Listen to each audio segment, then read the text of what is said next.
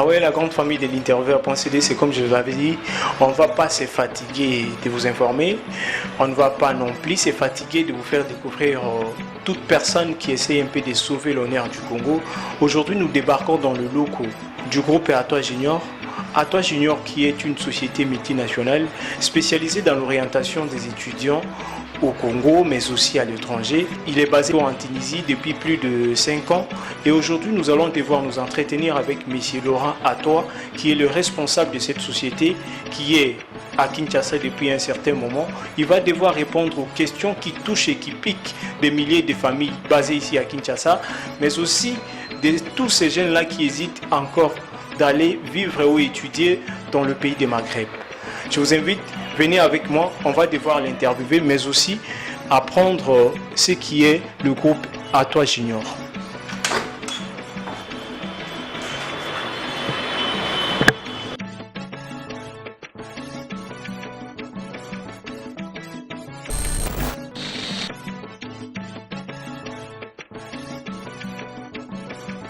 Je suis Laurent Atoa, congolais, né dans la ville de Kisangani. Je suis diplômé d'une école polytechnique en chimie, spécialité pharmaceutique et cosmétologique.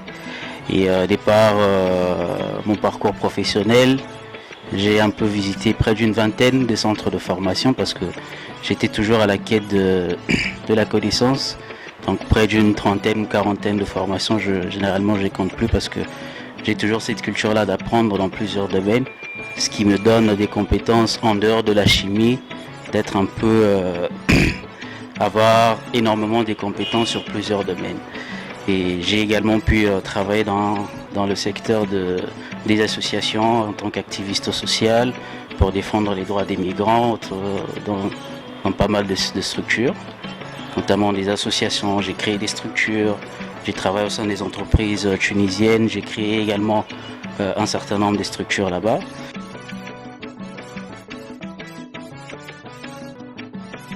L'association que j'ai créée premièrement, c'était l'association le Club des étudiants internationaux.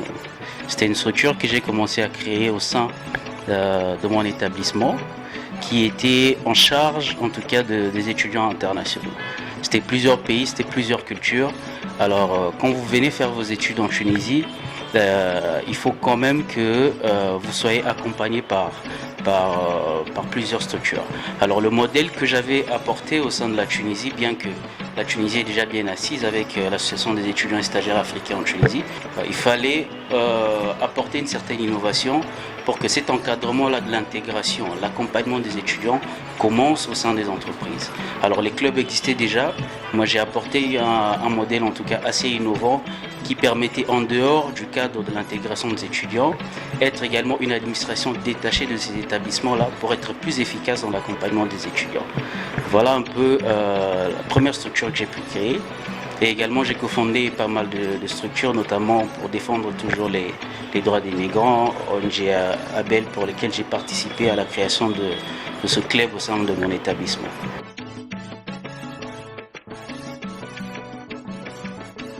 Le groupe Atoa Junior est une philosophie que je suis en train d'apporter dans le secteur de l'éducation.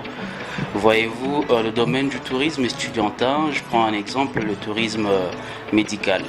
Quand quelqu'un va se faire soigner à l'étranger, son objectif est qu'il revienne avec la santé parfaite. Je prends l'exemple du tourisme pour le divertissement, pour ceux qui partent à Ibiza, pas mal d'autres pays, pour se détendre. Leur objectif est de revenir étant détendu. Alors le tourisme estudiantin doit prendre une autre tournure, c'est-à-dire que l'accompagnement que nous apportons au sein à chaque étudiant qui veut aller faire ses études à l'étranger, qu'ils partent et qu'ils reviennent beaucoup plus compétents qu'ils n'étaient avant de venir dans ce pays-là. C'est-à-dire que capitaliser du potentiel de l'économie, du savoir de chaque pays. Alors c'est ce que nous apportons au sein du groupe Atoa Junior.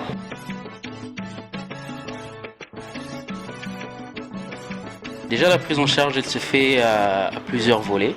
Déjà, nous avons commencé par être régularisés, c'est-à-dire qu'être une structure légalement connue au sein de la Tunisie et en RDC, c'est-à-dire que nous sommes une société multinationale. Ça, c'était la première étape pour nous. La deuxième étape de cette orientation est que lorsqu'on prend un étudiant, nous commençons par l'orientation académique, c'est-à-dire que comprendre effectivement c'est quoi le besoin de cet étudiant-là. Nous rencontrons des étudiants, j'ai fait la biochimie mais je veux être informaticien. Bon, généralement, on s'est dit quand vous faites la biochimie, vous allez peut-être être orienté dans le monde plutôt de la médecine, ou ça, de la chimie, etc., etc. Mais qu'est-ce qui fait que ces revirements-là, vous partez de domaines purement chimiques, purement de la biologie en informatique? Il faut comprendre le pourquoi. Est-ce que c'est tout simplement une motivation? Est-ce que là-bas, ils pensent que ça sera plus facile? Donc, on commence vraiment à se concentrer sur cette orientation académique-là. Deuxièmement, l'encadrement se fait l'étude du projet. Cette étude de projet se fait pas avec l'étudiant, mais ça se fait avec les parents. Il faut comprendre, est-ce que le parent a la capacité effectivement de supporter les études de son enfant à l'étranger par rapport à ces différents besoins-là. Une fois que nous faisons ces études-là, nous nous rendons compte qu'effectivement, les parents sont capables de prendre en charge son enfant. Et là, nous passons à un autre volet qui est l'accompagnement administratif et accueil, je dirais. Alors, dans ces démarches administratives-là, il y a la prise en charge il y a l'assistance pour le visa, l'admission, etc. et pas mal d'autres accompagnements. Et après, nous passons plutôt à l'accompagnement logistique. C'est-à-dire qu'il faut s'assurer qu'il soit bien installé, qu'il soit bien logé et que tout ce qu'il faut en termes de documentation légale, vous allez dans un pays, vous devez avoir vos papiers, que vous ayez ce cadre-là. Et notre dernière étape, c'est le mentorat qui est continu. Que veut dire le mentorat continu? C'est-à-dire que par rapport à votre domaine, je vais donner un exemple du génie civil. Quand vous allez pour faire du génie civil, aujourd'hui avec le monde actuel, vous ne devez pas que revenir avec un diplôme d'ingénieur civil par exemple. Vous devez revenir avec des compétences en informatique. Vous devez revenir avec des compétences d'un manager. Alors en dehors de vos études, en génie civil par exemple, on doit vous dire que voilà, il y a tel logiciel que vous devez apprendre en informatique lié à votre domaine. Vous devez apprendre tel domaine dans le management par exemple. De telle enseigne que quand vous revenez, vous n'avez pas qu'un diplôme de génie, dans le domaine de la construction, mais vous revenez en tant qu'un manager qui peut également créer, mais qui peut également travailler au sein d'une structure en étant très efficace. Donc ça, c'est le mentorat continu qu'on apporte en ayant connaissance du potentiel économique, plutôt le potentiel de l'économie du savoir de chaque pays. Parce que je suis résident en Tunisie depuis 2014, je connais très très bien le pays. J'ai fait près d'une vingtaine de centres de formation, donc je sais ce qu'il faut, à quel endroit et pourquoi exactement par rapport à chaque étudiant. Alors c'est ça, cette expérience-là que j'ai vécue, qu'on est en train d'intégrer au sein de la structure Groupe A3 Junior par rapport aux différents étapes d'accompagnement que nous faisons à chaque étudiant.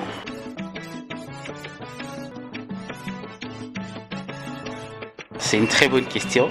C'est une question qui me revient très très souvent. Alors, la personne qui est derrière moi, c'est l'envie, la motivation. Je pense qu'accumuler autant de connaissances, autant de crédibilité surtout, comme je le disais, j'ai travaillé avec beaucoup de structures au sein de la Tunisie qui m'a donné énormément de crédibilité.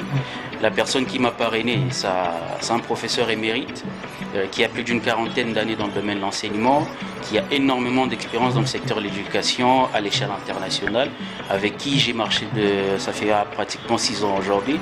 Alors toute cette connaissance-là, je me suis rendu compte que je ne peux pas garder la connaissance de ce chemin-là pour que tel ou tel autre étudiant puisse être compétent dans son domaine et le garder pour moi. Donc je pouvais bien, comme tout le monde, je vais dans un autre pays, je vais en France, je vais au Canada, je veux poursuivre mes études. Et je me suis dit que ce chemin-là, que j'ai pu comprendre de par l'ensemble des expériences que j'ai pu avoir, les formations que j'ai pu avoir, les relations professionnelles que j'ai pu avoir, j'ai pu aujourd'hui faire en sorte que mes confrères, mes frères, des partenaires puissent également en bénéficier. Voilà pourquoi la première des choses que j'ai faites, en dehors de créer la structure en Tunisie, je suis revenu dans mon pays. Donc la personne qui est devant moi, c'est la motivation, c'est l'envie d'apporter de la valeur ajoutée à ma communauté, à mes frères et sœurs, qui ne sont même pas que congolais, parce qu'aujourd'hui, le réseau dans lequel nous travaillons, il est pratiquement d'une dizaine de pays au sein du continent africain, à travers les personnes que nous avons connues principalement. Donc c'est vraiment cette envie-là, cette motivation-là qui est derrière moi pour apporter ce projet.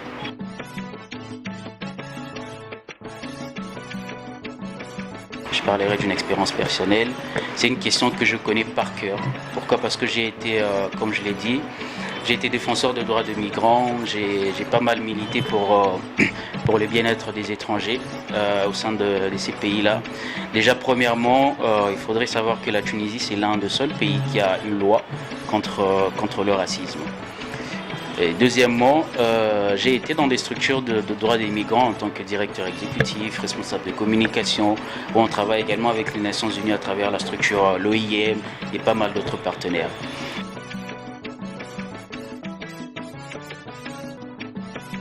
Ce que nous sommes en train de créer est une industrie autour du secteur de l'éducation portée vers la coopération internationale.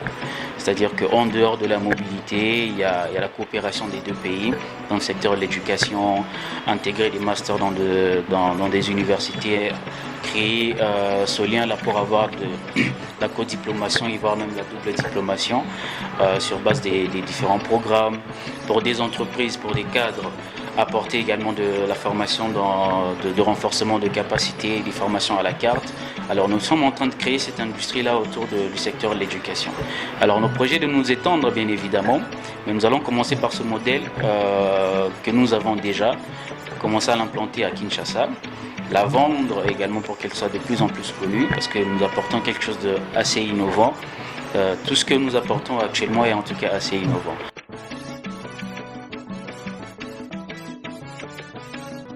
Mon mot de la fin, particulièrement, c'est d'éveiller la conscience de tout un chacun sur l'éducation. On ne peut pas construire de route sans avoir la connaissance sur le domaine. On ne peut pas avoir des entreprises fortes, on ne peut pas avoir une économie forte sans des personnes formées.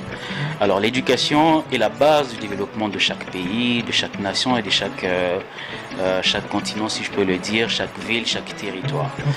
Cette question relève en tout cas de tout un chacun, de la conscience de tout un chacun. On doit s'éduquer, on doit apprendre. La société forte que nous voulons demain, les entreprises fortes que nous voulons demain, les fortes industries que nous voulons demain passent par l'éducation. Alors, poursuivons avec cette quête de la connaissance. Nous sommes là comme partenaires dans le secteur, en dehors de la mobilité. Là, les formations qu'on peut apporter, les partenariats et tout ce qui va avec. Alors, sachant que le développement que nous voulons particulièrement pour notre pays, la RDC, passe par l'éducation. Peu importe ce que nous voulons. Voilà. Mesdames, Mesdemoiselles et Messieurs, tout ce qui commence bien finit bien.